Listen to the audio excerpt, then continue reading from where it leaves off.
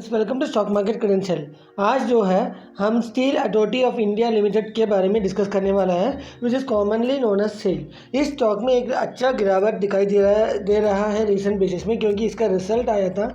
जब से रिजल्ट आया उसके बाद ये गिरावट आया है। उसका मेन रीज़न क्या है कि इस स्टॉक का पिछले क्वार्टर से इस क्वार्टर में नेट प्रॉफिट का कमी आया है, लेकिन सेल्स इंप्रूव होने के बावजूद भी नेट प्रॉफिट में कमी आया है, which is considered to be negative.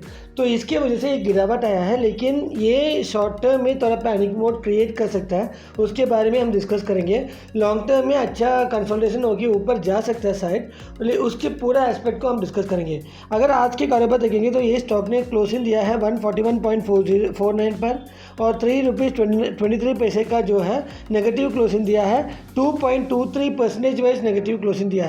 अगर आप एक महीने की हिस्टोरिक डेटा देखेंगे तो एक महीने की हिस्टोरिक डेटा के अनुसार इस स्टॉक ने हाई बनाया है 145.90, यानी 13 नवंबर को बनाया है, और इसने लो बनाया है 127.74, वो 28 अक्टूबर को बनाया है। तो ये 127.74 जो है एक इम्पॉर्टेंट सपोर्ट लेवल है। काश ये सपोर्ट लेवल ब्रेक होता है तो एक बार के लिए ये स्टॉक को सेल ऑफ करना बेहतर होगा, क्योंकि ये और नीचे जा सकता है। अगर ये सपोर्ट लेवल ब्रेक नहीं होता है और ये स्टॉक कंसोलिडेट होकर ऊपर जाएगा तो इमीडिएट टारगेट में आएगा 145.90। अगर ये 145.90 के ऊपर क्लोजिंग देगा तो अगला टारगेट जो है 160 के हिसाब से ये स्टॉक मूव ऑन करेगा। एक बार हम इसका रिजल्ट देखेंगे। अगर आप इस क्वार्टर का रिजल्ट देखेंगे, जून क्वार्टर को हम सितंबर क्वार्टर के साथ कंपेयर करते हैं सेल्स का, तो किसी भी स्टॉक के लिए बहुत इंपॉर्टेंट है सेल्स, टोटल इनकम और नेट प्रॉफिट। अगर ये तीन चीज़ में अगर इंप्रूवमेंट लगातार आपको दिखाई देगा, it is considered to be very good for this particular stock. अगर आप देखेंगे सेल्स में पिछले क्वार्टर में 25,921 करोड़ था, उधर से इम्प्रूवमेंट हो गया 26,704 करोड़ हो गया है।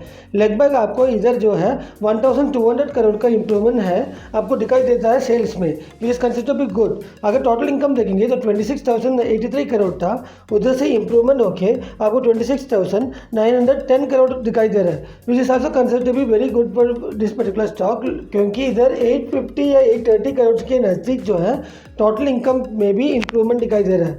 लेकिन प्रॉब्लम इधर आया है नेट प्रॉफिट, क्योंकि पिछले क्वार्टर में आप देख सकते हैं 671 करोड़ का नेट प्रॉफिट था, वो थोड़ा रिड्यूस होके 320 करोड़ हो गया है। लगभग आप नेट प्रॉफिट में 350 करोड़ के नज़दीक जो है यानी रिडक्शन दिखाई दे रहा है, जिसकी वजह से ये स्टॉक गिर रहा है।